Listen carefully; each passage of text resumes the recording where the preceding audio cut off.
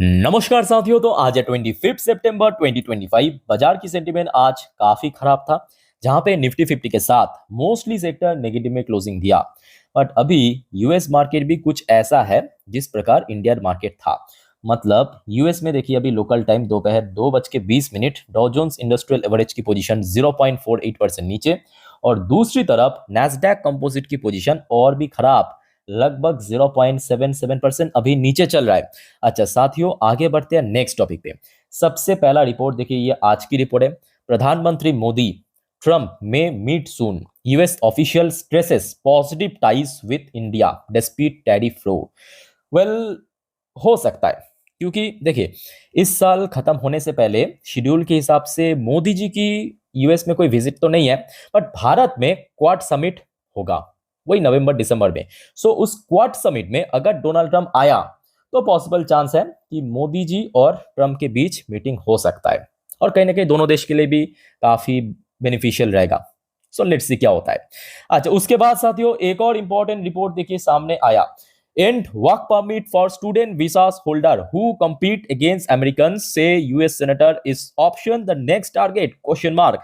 साथियों अक्सर अपने मूवीज में या कोई आपका परिचित यूएस में, यूके में या कनाडा में है तो आपको पता होगा, वहां पे अक्सर लोग पढ़ने के लिए जाते हैं और पार्ट टाइम में कुछ काम भी करते हैं। मतलब कोई शॉपिंग मॉल पे, रेस्टोरेंट पे छोटे मोटे काम करते हैं।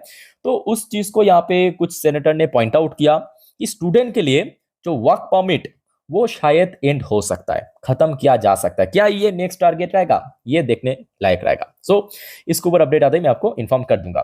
उसके बाद साथियों आ जाइए इजराइल की तरफ से update. Israeli PM Netanyahu reject western recognization of Palestine state. साथियों आपको पता होगा, रिसेंटली बहुत सारे western countries just like France, UK, Australia already Palestine को एक सेपरेट नेशन के दर्जा दे चुका है। तो उस चीज को नेतन्याहू ने कहा बाहर में जाए। कौन रिकमेंडेशन दिया नहीं दिया कोई फर्क नहीं पड़ता, हम रिजेक्ट करते हैं। साथियों इस बारे में आप लोगों का क्या विचार है, कमेंट करके बताइए। अब बात यह है कि इजराइल ने क्योंकि रिजेक्ट किया है तो यूएस उसके साथ है। यूएस कभी भी इजराइल को छोड़ेगा तो नहीं, मतलब उसके साथ ही रहेगा हमेशा। अच्छा, उसके बाद साथियों आपको पता होगा, लास्ट नाइट जो 12 बजे की वीडियो में मैं आपको अपडेट दिया था कि आज यानी 25 तारीख पाकिस्तान यानी खचरा निकनेम और यूएस के बीच एक मीटिंग है ना। सो फाइनली कॉन्ग्रेट्स, पाकिस्तान को भीख मिल गया। Pakistan sign Pakistani rupees 1.2 trillion finance deal with banks for power sector debt. और आशा रखता हूं ये जो भीख की पैसा मिला है यूएस में जाके, ये जिस वजह से मिला उस पर यूटिलाइज करेगा, भारत के ऊपर कुछ उल्टा सीधा कारोबार नहीं करेगा, आशा रखता हूं।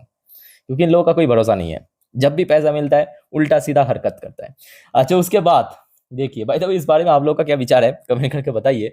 फिलहाल देखिए नेक्स्ट अपडेट है, Piyush Goyal engage with global business leader in US to boost trade investment in India. मैं कहूंगा ये जो 50% टैरिफ इंपोज हुआ ना, ये एक तरफ जहां पे इनिशियल लेवल पे या शॉर्ट टर्म में खराब है, बट कुछ कुछ चीज अच्छा भी हो रहा है। ऐसा मैं क्यों कह रहा हूं, आप पहले ध्यान से समझिए। क्योंकि देखिए आज की डेट में भारत की जो यूनियन मिनिस्टर्स है, चाहे पीयूष गोयल साहब की बात करें, अश्विनी वैष्णव साहब की बात करें, अलग अलग और भी यूनियन मिनिस्टर है आपके, जयशंकर साहब की बात करें, अब जितना हो सके कोशिश कर रहा है कि भारत और दूसरे देशों में और ज़्यादा ट्रेड बढ़ा सके। जो कि होते होते आई थिंक कि अगर मान लीजिए कि यूएस भारत को 50% टैरिफ इम्पोज नहीं किया, सब कुछ वैसे ही चल रहा है जैसे 2024 तक चल रहा था, तो आई थिंक कि ये चीज़ आपको अभी तो देखने को नहीं मिल रहा था। हो सकता है कि 5-10 साल बाद होता है ना। तो कुछ कुछ चीज़ मैं कहूँगा कि अगर शॉर्ट टर्म में, मतलब एकदम इमीडिएटली इम्पैक्ट हो सकता है कि थोड़ा टफ हो, थोड़ा खराब हो, बट फ्यूचर के लिए अच्छा है ना। और चलो ठीक है, एक तरफ तो अच्छी बात है। अच्छा, एक और इंपॉर्टेंट ये अपडेट आप थोड़ा देखिए। Russia ban fuel export until end of the year after Ukrainian drone attack on refineries. जी हाँ साथियों, ये आज रात की अपडेट, एक बार मैं आपको टाइम दिखाना चाहूंगा। यहाँ पे आप साफ देख सकते हो 25 सितंबर 2025 रात 10:47 की अपडेट है। रशिया ने जो फ्यूल एक्सपोर्ट बैन कर दिया। बाय द वे आपको टेंशन लेने की जरूरत नहीं है, फ्यूल मतलब यहाँ पे पेट्रोल डीजल की बात हो रहा है, और भारत रशिया से ब्रेन क्रूड खरीदता है। तो ब्रेन क्रूड की जो एक्सपोर्ट है उसको बैन नहीं किया, ठीक है। सो रिसेंटली क्या हुआ, एक इंसिडेंट हुआ, यूक्रेन की तरफ से एक भारी ड्रोन हमला हुआ जो रशियन रिफाइनरी है ना, जैसे कि भारत में जामनगर पे है, वैसे रशियन रिफाइनरी के ऊपर, और काफी नुकसान भी हुआ है। तो टेम्पोररी बेसिस पे जो फ्यूल की एक्सपोर्ट है, मतलब पेट्रोल डीजल की जो एक्सपोर्ट है, उसको बैन किया। तो जो सब देश रसिया से जो रिफाइन ऑयल मतलब पेट्रोल डीजल परचेस करता था, उन लोगों को यहाँ पे थोड़ा दिक्कत हो सकता है। अदरवाइज भारत तो क्रूड ऑयल परचेस करते हैं, मतलब कच्चा कच्चा तेल परचेस है, तो भारत को यहाँ पे कोई दिक्कत आई थिंक कि नहीं होने वाला है।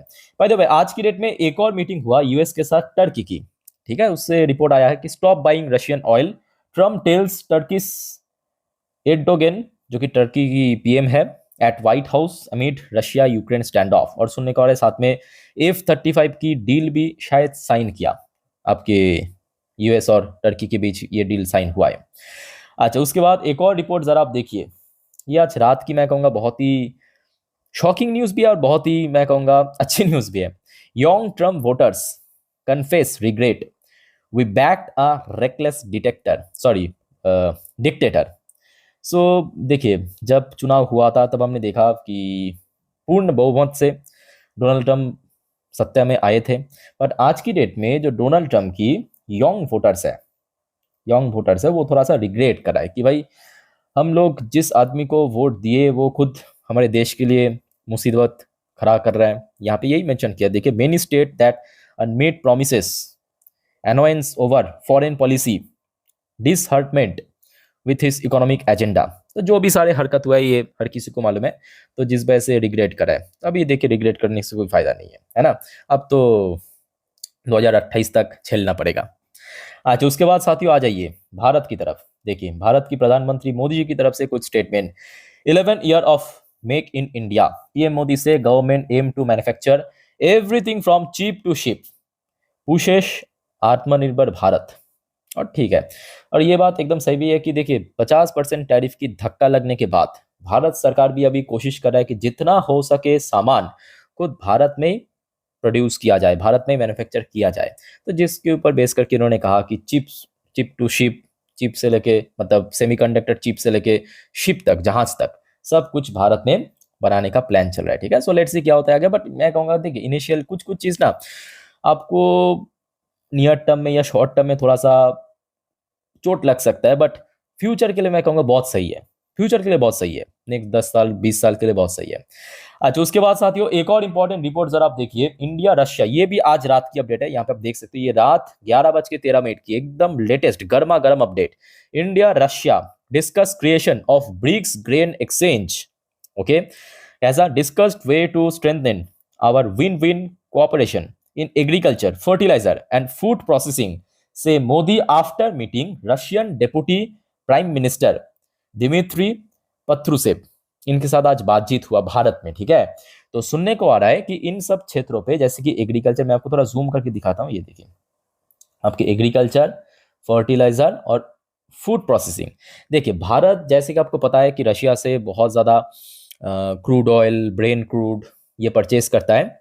उसके साथ साथ साथियों ये भी जान लीजिए, भारत रशिया से फर्टिलाइजर यानी खाद होता है ना, केमिकल जो खाद होता है, डीएपी, यूरिया, ये भी परचेस करता है, ठीक है। तो यहाँ पे कुछ एक्सचेंज की बात हो रहा है, मतलब भारत की तरफ से जो एग्रीकल्चरल प्रोडक्ट है, जैसे कि राइस हो गया, गेहूं हो गया, ये रशिया को एक्सपोर्ट किया जाएगा, और रशिया की तरफ से फर्टिलाइजर और फूड प्रोसेसिंग जितने भी प्रोडक्ट है वो भारत खरीदेगा, ठीक है। तो साथियों इस बारे में आप लोगों का क्या विचार है, कमेंट करके बताइए।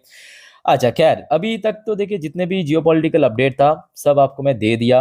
अच्छा साथियों, अब आगे बढ़ते हैं, नेक्स्ट टॉपिक आपकी गिफ्ट निफ्टी की पोजीशन थोड़ा सा ट्रैक कर लेते हैं कि अभी कहाँ पे चल रहा है। Just a minute. तो अभी फिलहाल देखिए यूएस बाजार तो थोड़ा सा वीक है, तो जिस वजह से आपकी गिफ्ट निफ्टी की पोजीशन भी थोड़ा सा आपको वीक दिख रहा है। तो यहाँ पे आप देख सकते हैं, ये वीडियो मैं रिकॉर्ड कर रहा हूँ एग्जैक्टली 12 बजे पे, ठीक है।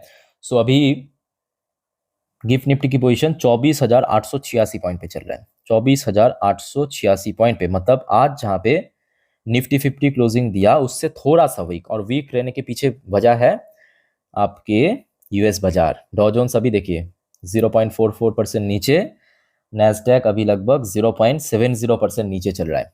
ओके, सो मतलब दोनों इंडेक्स कल भी गिरा था, आज भी थोड़ा सा वीक चल रहा है। अब देखिए ऐसा बिल्कुल भी नहीं है कि अभी वीक है, मतलब अच्छा देखिए कहते कहते ऊपर पहुंच गया। Just a minute, just a minute, just a minute, hold on, hold on. Gift Nifty की पोजीशन देखिए, अभी अभी रिफ्रेश हुआ, 24,915 पॉइंट पे आ चुका है, 24,915 पॉइंट पे। ठीक है, उस समय पे आई थिंक कि थोड़ा बहुत स्टक हो गया था, कभी कभी होता है टेक्निकल ग्लिचेस की वजह से। बट अभी देखिए 24,915 पॉइंट पे, फिर भी मैं कहूँगा बहुत अच्छा नहीं है। अब देखिए सुबह होते होते कुछ अगर अच्छा न्यूज आ गया, कुछ ऐसा खबर आया जो कि बाजार की फेवर में है, तो आई थिंक कि चेंज भी हो सकता है। ठीक है, तो साथियों इस बारे में अगर कुछ भी अपडेट आया मैं आपको जानकारी दे दूंगा। आप सभी को मैं रिक्वेस्ट करूंगा, अगर आपने चैनल को सब्सक्राइब नहीं किया तो प्लीज फटाफट कर लीजिए। और आप में से कोई अगर इंस्टाग्राम में हो, मुझे फॉलो भी करके रखना। मेरे इंस्टाग्राम हैंडल की लिंक आपको नीचे डिस्क्रिप्शन बॉक्स में मिल जाएगा, बिकॉज वहां पे तुरंत मैं आपको अपडेट दे देता हूँ। ठीक है, तो आशा रखता हूँ कि देखिए कल अगर निफ्टी 50 25,000 को फिर से रिक्लेम कर लिया तो आई थिंक कि बेटर होगा।